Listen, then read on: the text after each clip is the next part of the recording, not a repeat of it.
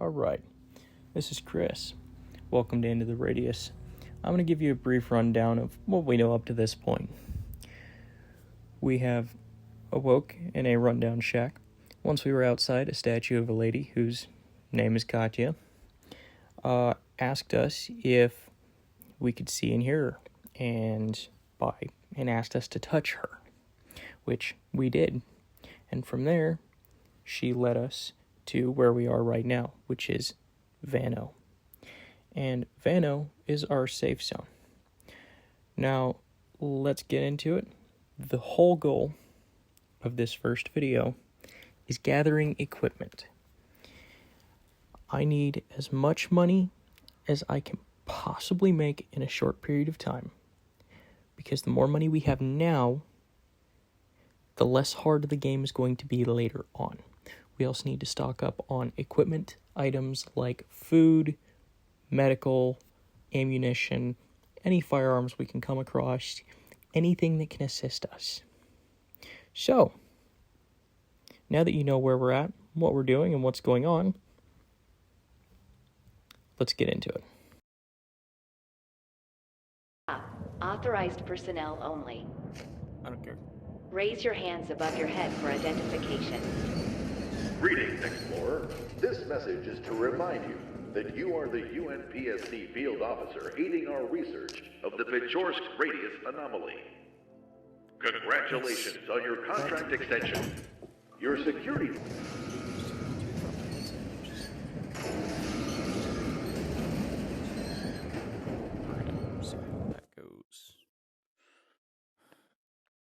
Because before I was trying to send it to the Quest app, but because the videos were too long, it wouldn't let me do that.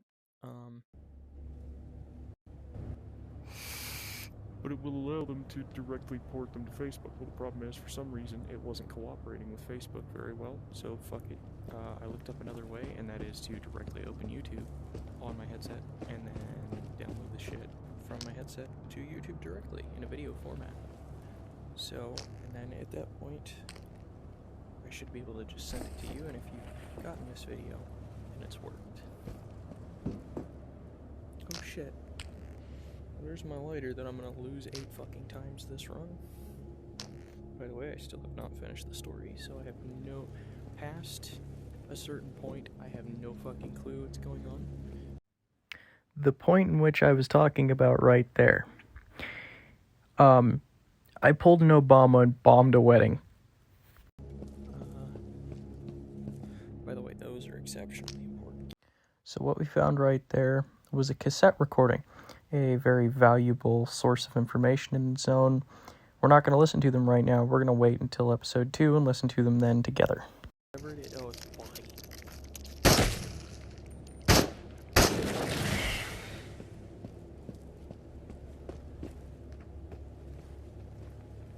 Okay, we'll turn that off right now. Or we're checking.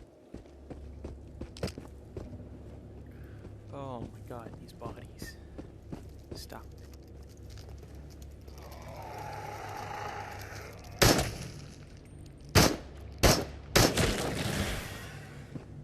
Anytime I go anywhere near that fucking thing. Oh my god, the bodies. Another liner.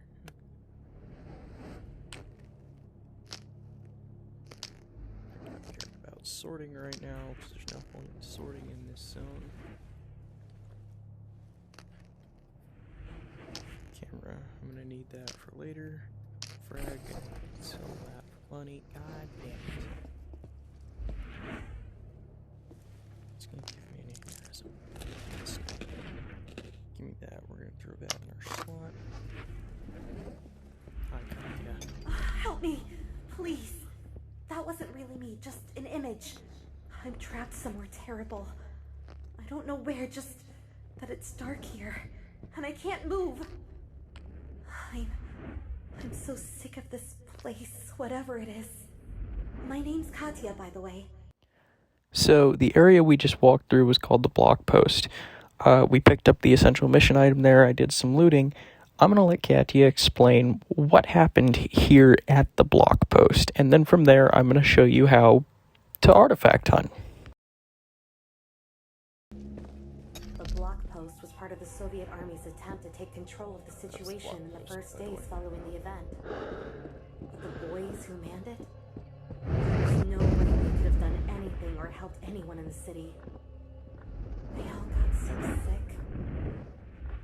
And they were confused, disoriented.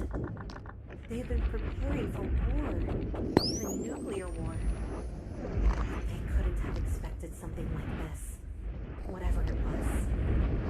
Whatever it is.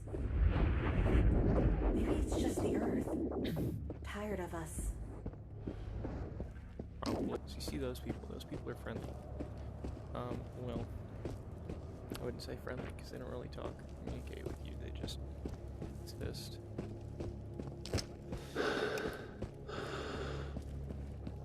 So we're gonna pop this guy real quick and then go recheck that place. Hey, bud.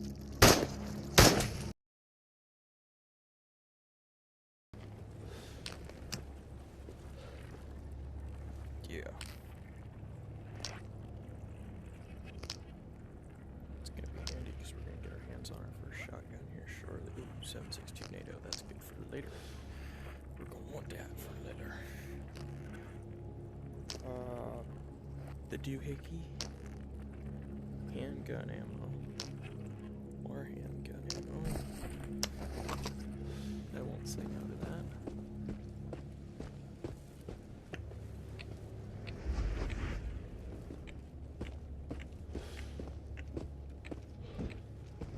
Now, sometimes the artifact or enemies can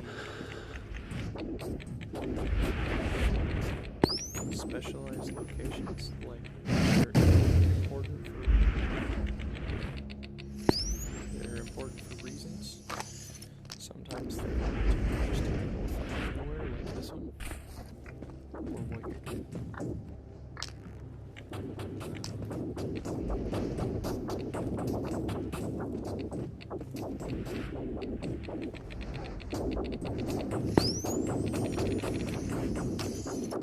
Normally you get like 2 or 3 artifacts per anomaly monster, I should say.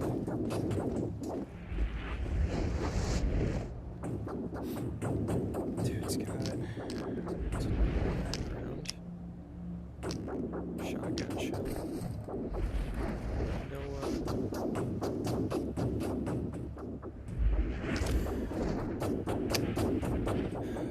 Yeah.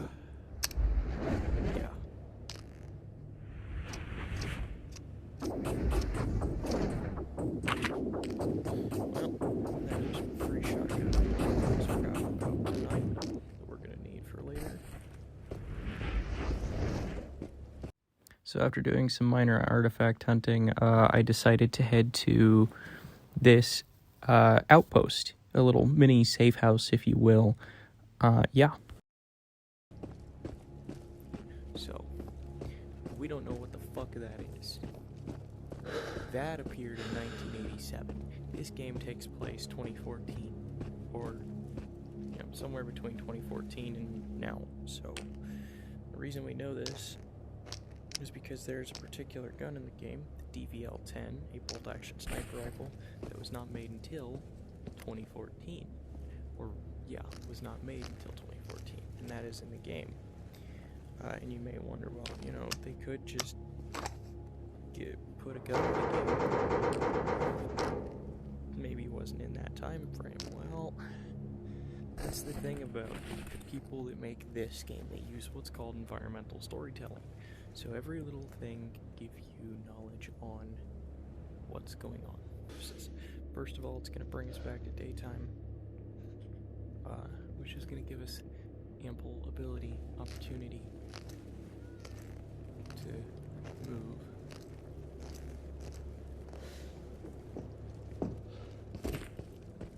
Because I'm doing a quick scour of this entire area. In fact, I need to get on top of one of those containers because there's a gun up there that I need.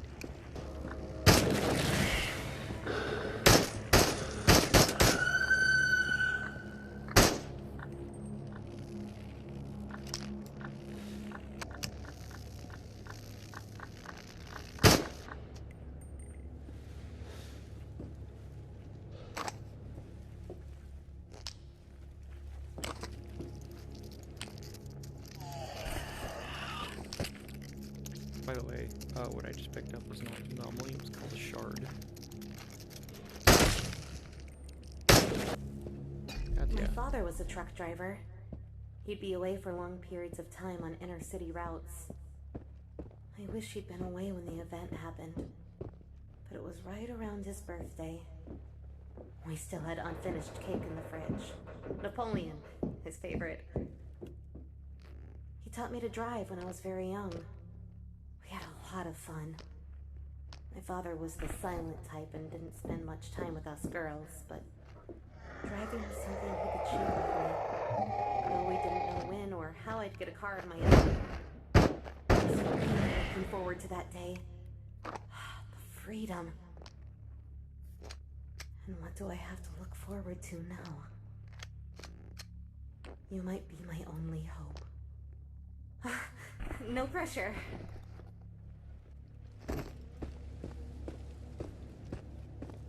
Yeah, I got it, kid. After looting up that truck depot, I decided I was going to do a little more artifact hunting and continue the adventure. Plenty of time to hit all these places before the tide comes, so we can maximize our profit.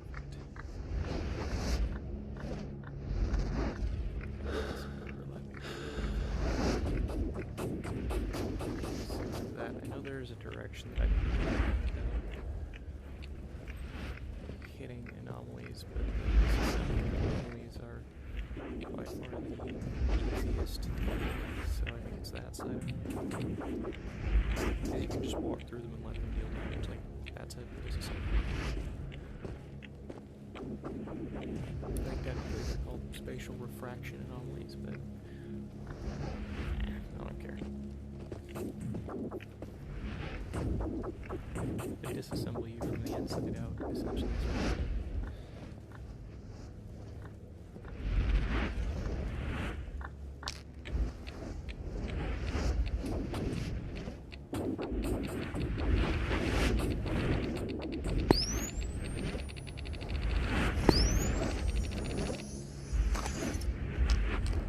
A blank. That's a good blank.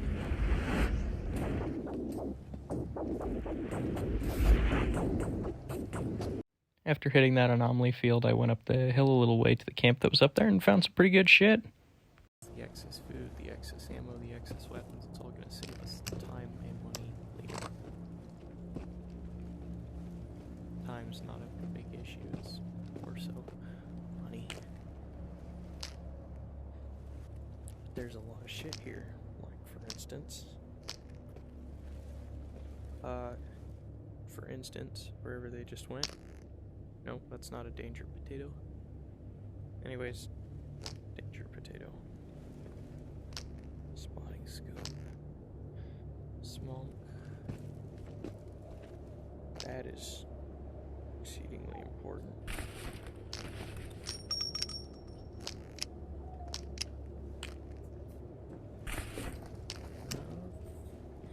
Okay.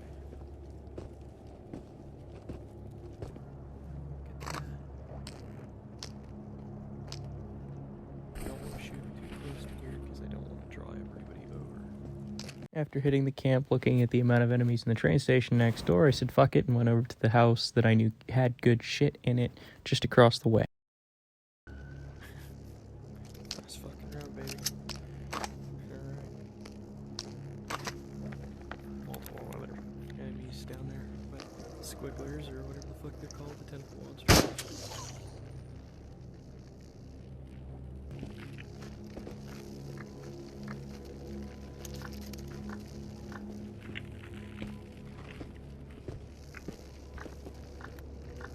Alright, I know you're here. Come out with your hands.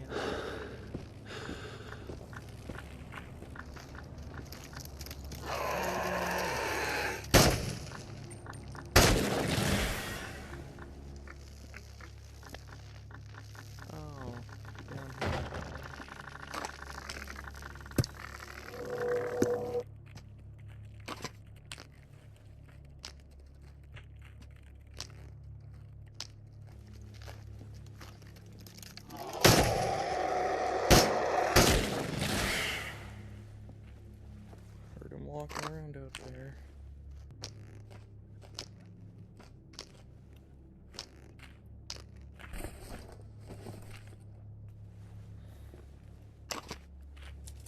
Okay, so he's up top. I hear him walking. Right, Bubbles? You gonna die today? Unless he's down there, which he might be. I think he's down there.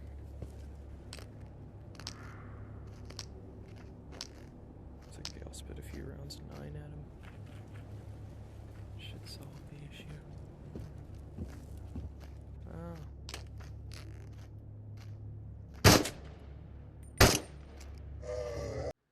So after dealing with that little house, I went across the street to the flipped over trucks and gathered some more shit. By this time I was massively over my weight capacity.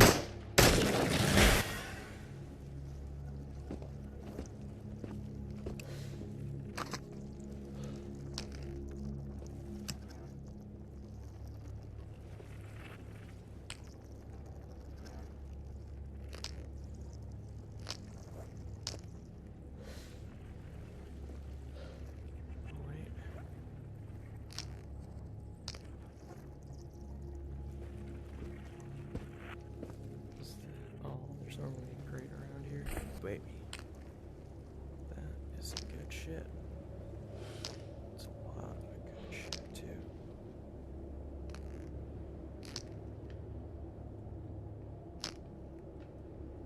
Got too much shit in my back. It's like a headset.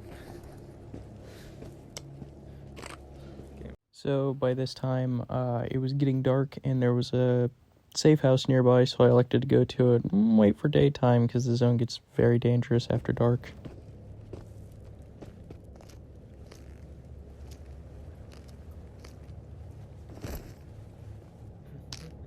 Free flashlight, alright. Yeah. So, nothing crazy over the top. Does that burn right on? That's stash one.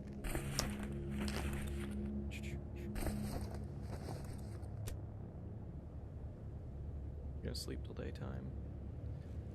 Okay.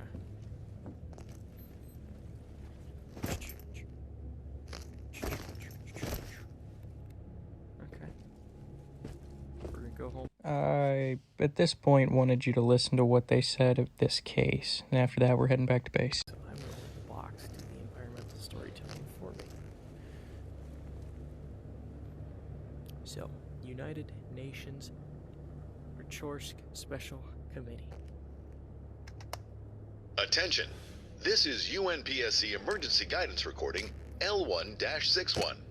If you are listening to this, you are most likely suffering from one or more of the following conditions: a sense of displacement, disorientation, memory loss, ataxia, and visual auditory hallucinations. Please remain calm. You are experiencing the adverse effects of prolonged exposure to the Pechorsk radius. This recording was placed here by the UNPSC to guide affected personnel to safety. Inside this emergency cache, you will find a basic survival kit that will get you to the nearest research outpost. Enter the fog to find it.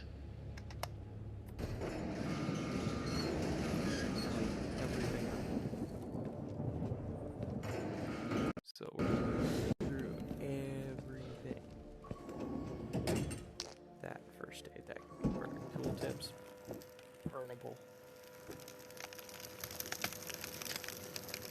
I don't need no tooltips. Okay, so here's what we're gonna do. Shit we're keeping stays there. Shit we're not keeping goes here. So here, the left table, like I said, is the shit that's getting sold, and look how much shit there is versus the table next to the computer, which is the shit we're keeping. So, I'm gonna collect all that shit. Is $3,000. It's bringing us the most, though. Yeah.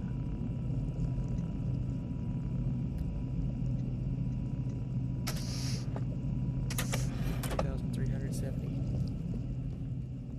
So, and then delivery.